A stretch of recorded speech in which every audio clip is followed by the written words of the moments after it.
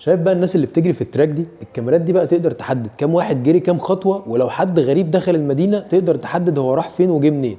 تعالوا بقى اوريكم الشوروم بتاعت اتش دي ال في الصين. الصينيين دايما بيحبوا يرحبوا بالضيف بتاعهم من اول ما يدخل. اول ما دخلت شفت السكرين الكبيره دي وكان مكتوب عليها ويلكم مستر بهاء، بس للاسف ما لحقتش اصور. وبعدين بداوا يشرحوا لي التطور بتاع اتش دي ال من سنه 85، وبعدين وروا لي مجموعه من مشاريع اتش دي ال المهمه في العالم كله، زي مجلس الشعب في الصين اللي صورته محطوطه على ال100 يوان، وشنغهاي اكسبو 2010، ومورفيوس هوتيل اللي زي حديد، ومطار دبي، وحاجات تانية كتير. وبعدين رحنا على المكات التحفه ده اللي بيشرحوا فيه فكره السمارت كومباوندز. ده بقى اتش دي ال سمارت كوميونتي، بيقدر يكنترول كل حاجه من خلال الاي اي والاي او تي. يعني بيقدروا يتحكموا في كل حاجه بتحصل في الكوميونتي ده، من اول بيتك السمارت اللي بيخليك تتحكم في كل حاجه بتحصل جواه بشكل ذكي جدا، لحد الناس اللي بتلعب رياضه في النادي بيقيس كل واحد جري قد ايه ولعب كام ماتش تنس، حتى لو في حد بيغرق في البول بيدي انذار. وكل ده بيحصل باستخدام الاي اي والكاميرات دي اللي بتصور كل حاجه في الكومباوند. بس طبعا ده لازم يحصل بموافقتك. اكتب لي بقى في الكومنتس انت هتوافق ولا لا. وكمان بتتابع الترانسبورتيشن وتوفير الطاقه وكل تفاصيل الكومباوند، وكل حاجه بتتعرض على الشاشات دي، عدد الناس اللي بتلعب رياضه كل يوم، وعدد العربيات، ولو في اجهزه عطلانه، وكم واحد زار المدينه النهارده، ولو حد غريب دخل بتتتبع هو رايح فين، وتدي انذار لو وقف قدام مكان معين لوقت طويل. نروح بقى على الجزء اللي بعده الخاص بالهوم اوتوميشن عشان تعيش تجربه البيت الذكي وتتحكم في الاضاءات والستاير والتلفزيون الضخم ده والاوبن كيتشن والبار اللذيذ بتاعه والبروجيكتور الجميل ده عشان تتفرج على حاجه وانت بتاكل. وده اخر جزء في الشوروم اللي هو الديسبلاي، من اول المنتجات اللي صنعوها سنه 85 عشان يوري لك ازاي المنتجات اتطورت لحد ما توصل للجزء ده